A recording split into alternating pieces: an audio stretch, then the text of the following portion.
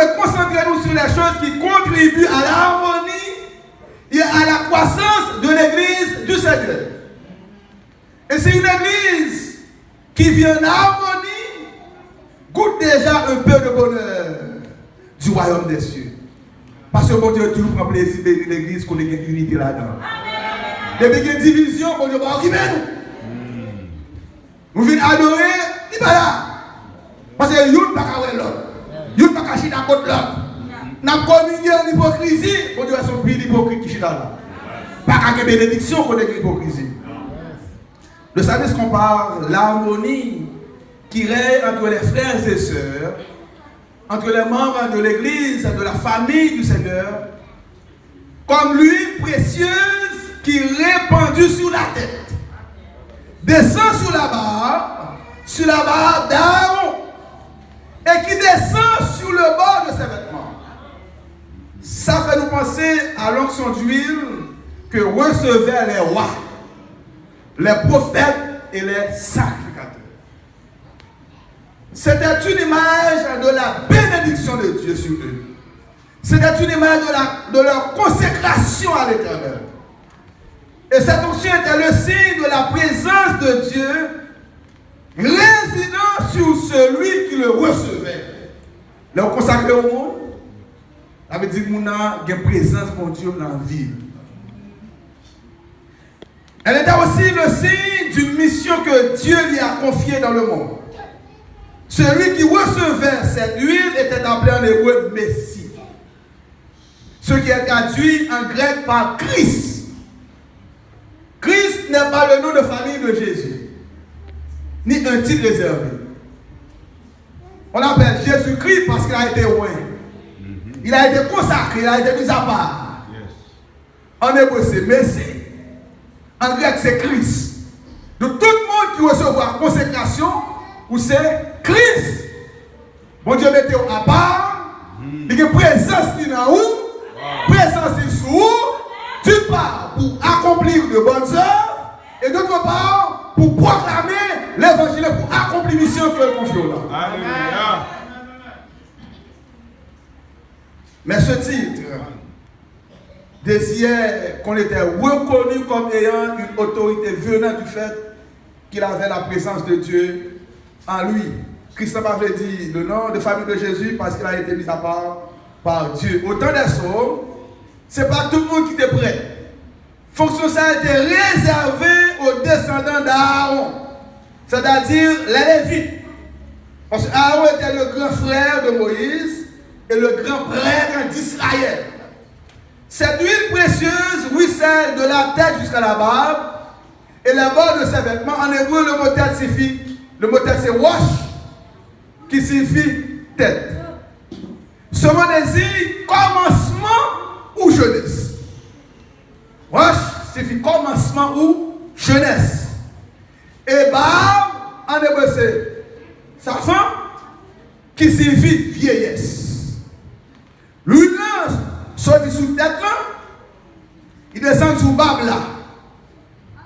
La tête représente la jeunesse, barbe là représente, signifie la vieillesse.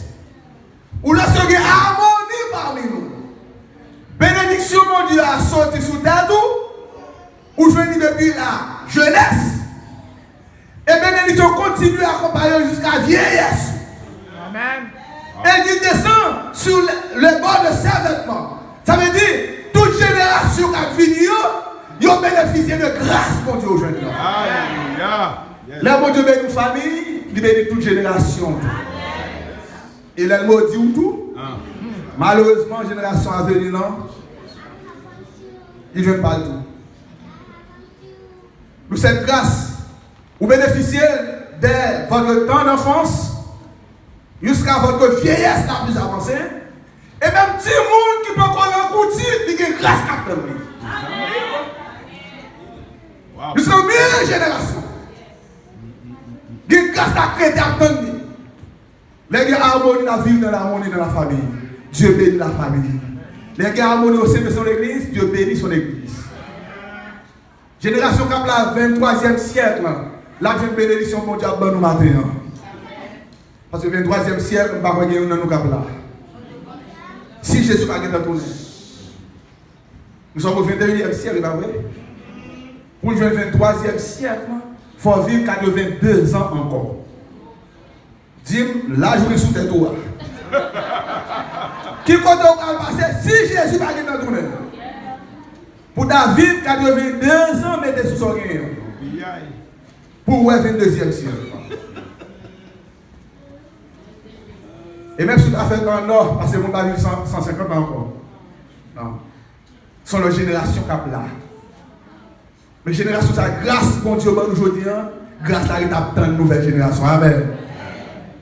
Vous jouirez de la bénédiction de Dieu dès votre jeunesse, jusqu'à votre jeunesse, jusqu'à votre vieillesse, dès votre enfance, jusqu'à votre mort. Et vous bénéficiez grâce, mon Dieu, parce que vous devez recevoir son onction. Bon Dieu, te mettez main sur te consacrer pour travailler. D'où une église où il y a l'harmonie entre frères et sœurs. C'est une église bénie de génération en génération. Amen. De ce sens, David fait aussi la comparaison de l'harmonie qui est parmi les frères avec la rosée de l'Hermon qui descend sur les montagnes de Sion. Dans le pays semi-désertique, la rosée était une véritable source de bénédiction. En période de sécheresse, la rosée du matin lui permet de planter survivre. Et ce qui est surprenant ici, c'est que cette rosée vient de l'Hermon. Hermon, c'est une montagne qui a plus de 2800 mètres d'altitude. Et située à environ 200 km au nord de Jérusalem, à la frontière extrême d'Israël. Et Judéen prend source à partir de la rosée qui nous vient de la montagne d'Hermon. L'eau venant du mont Hermon irrigue toute la Palestine. Et de cette région, à défaut de pluie, de la fin d'avril à la fin d'octobre, la rosée est une source très importante d'humidité. Elle facilite la récolte de l'été. La rosée fait prospérer la ville et entretient les pâturages pendant la sécheresse. C'est le symbole de la fidélité de Dieu. Un symbole de fraîcheur, de fertilité, de prospérité. C'est aussi une vocation, une évocation de l'épisode de la manne dans le désert. Cette rosée qui chaque matin est transformée en nourriture pour tout le peuple dans le désert. C'est une image de l'unité. Parce qu'elle montrait que mon Dieu agit jour après jour, chaque matin, en chacun de ses enfants. Et en tant que frères et sœurs, nous sommes appelés à vivre dans l'unité. Côté de l'unité, de prospérité. Côté de harmonie, de progrès qui fait. De bagaille pour Dieu va faire pour l'autre famille, bon Dieu a fait pour vous. Lorsque nous harmonie parmi nous-mêmes, bon Dieu prend plaisir pour habiter au milieu de nous. Et quand mon Dieu y est, des miracles qui toujours fait. David a comparé l'harmonie qui rayait parmi les frères, d'une part, à bénédiction descendre sous tête à Aaron, jeunesse, il prend vieillesse là, il prend toute génération qui a venu. Il compare aussi à la rosée de l'Hermon qui baille l'eau, qui arrose pleinement pour que capable de nourriture pour nous manger et d'être mangé. Frères et bien-aimés, quand nous vivons la communion fraternelle, nous avons un avant-goût de la vie éternelle. Nous sommes frères et sœurs parce que nous sommes bénéficiaires du même héritage, à savoir la vie éternelle. Frères et sœurs, chers amis, membres de l'église d'Éden, demeurons dans l'harmonie, vivons dans l'harmonie, marchons dans l'harmonie. Qu'Éden ne soit pas un rêve, mais qu'Éden soit une réalité au nom de Jésus. Amen. Et si les anciens de l'église d'Éden t'ont lutté, t'ont collaboré, travaillé avec l'aide du Saint-Esprit pour que Éden capable un petit paradis sur terre, pour que la joie, la paix, l'amour, l'harmonie capable de rayer au sein de cette église. N'a pas demandé à de nous. C'est désir que nous, pour que nous faisons de l'église d'Éden une réalité. Éden signifie harmonie. Et nous devons mettre harmonie réelle dans cette église jusqu'au retour de Jésus. Nous allons essayer de mettre debout. Et si les membres du comité aussi, c'est des icônes pour que l'église d'Éden soit capable de référence. Un lieu où il y a l'harmonie, la joie, la paix, le bonheur. Pour que Éden soit capable de devenir un petit coin du ciel sur la terre. Nous avons demandé les membres du comité des officiers de debout. Et si les membres de l'église d'Éden aussi, nous avons que rêve ça concrétisé. Pour que l'harmonie à partir d'aujourd'hui est capable de rayer ou de continuer à rayer ici au sein de l'église d'Éden. Parce que nous ne sommes que frères et sœurs. Nous avons même papa. Nous travaillons pour le même héritage. Et on voulait collaborer pour que Éden soit capable d'une réalité au nom de Jésus. Nous avons demandé les membres de l'église d'Éden pour capable de nous, s'il vous plaît.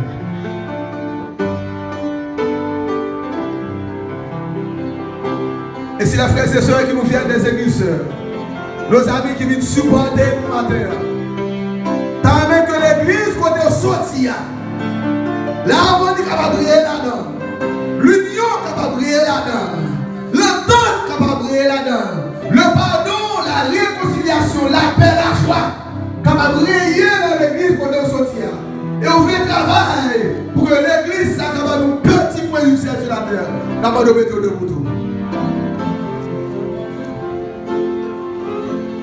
Lorsque nous tournons debout, nous parlons. Nous demandons les anciens, les membres du comité, passer par devant pour nous, s'il vous plaît. Et docteur Antoine Achille va réaliser une prière de consécration dans notre faveur. Par de votre présence et d'esprit. Pour que ici à Éden, là est l'harmonie. Pour que dans les autres églises, qui ont préparé pour le retour de Jésus, l'harmonie va briller. Et quand il y a l'harmonie, bon Dieu prend plaisir pour habiter, pour demeurer, pour manifester gloire et manifester puissance. Docteur Achille va invoquer le nom du Seigneur en notre faveur. Les membres du comité de corps pastoral et les autres membres peuvent rester là où vous êtes. Quel message! Pasteur Caleb a fait exactement l'appel, ce qu'on appelle la théologie coloniale, la communauté. Et c'est ce qu'il a dit que Dieu a demandé, comme moi, le Père, le Fils et l'Esprit, nous sommes un. Que l'unité fraternelle, que nous soyons un. Et ensemble, nous revoir le ciel. Il a fait le contraste entre malédiction et bénédiction, entre le bon et le mauvais. Et en invitant l'Église à choisir le bien en Jésus. Nous allons. Si vous voulez vous agenouiller, je vous invite à le faire. Entre-temps, les anciens doivent s'agenouiller.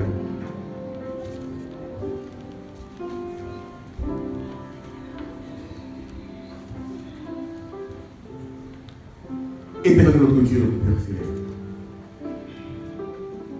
Ce matin, ce midi, alors que la conférence a présenté ton enfant, pasteur Caleb Pierre, comme berger de l'église, où toi tu es le seul maître.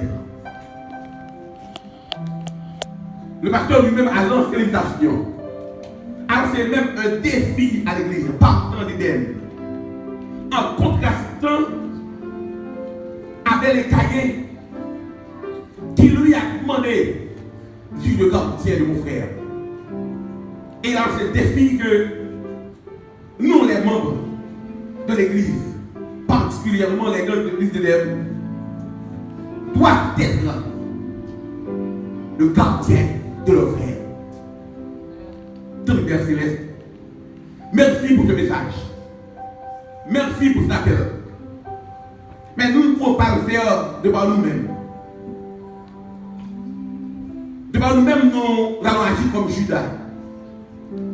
Devant nous-mêmes, nous allons agir comme Caïn. Mais avec toi, nous allons agir comme Joseph. Appelons nos frères. Pardonnons les uns les autres. Et en tout temps, notre Père, alors que nous allons lever les mains pour bénir les anciens, les hommes du comité, le